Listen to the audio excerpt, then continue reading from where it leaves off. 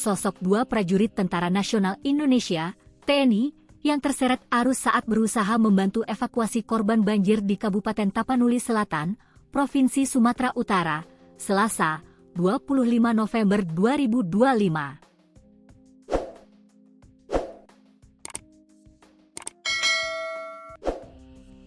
Saat ini, wilayah Tapanuli Selatan memang tengah dilanda bencana banjir hingga tanah longsor, imbas cuaca ekstrim yang dipicu bibit siklon tropis 95B dan siklus tropis Kono.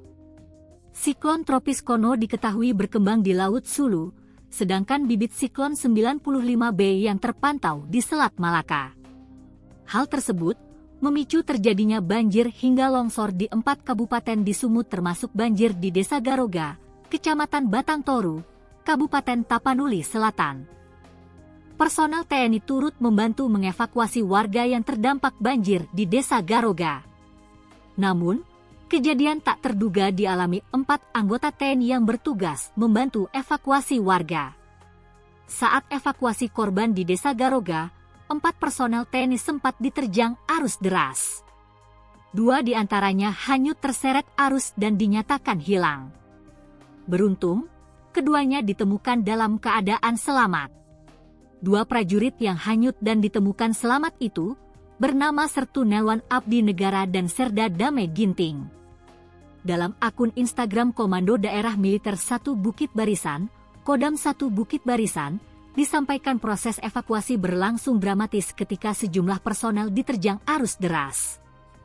Kodam 1 Bukit Barisan adalah salah satu komando daerah militer yang mencakup wilayah Sumatera, seperti Provinsi Riau, Sumatera Utara, dan Sumatera Barat.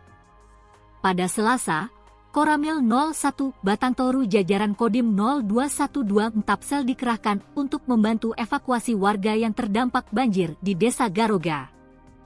Peristiwa menegangkan pun terjadi sekitar pukul 10 WIB, saat banjir tiba-tiba melanda permukiman warga.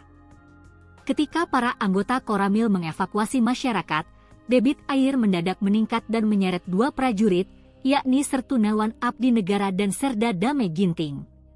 Situasi makin sulit, lantaran akses jalan di sejumlah titik tertutup longsor.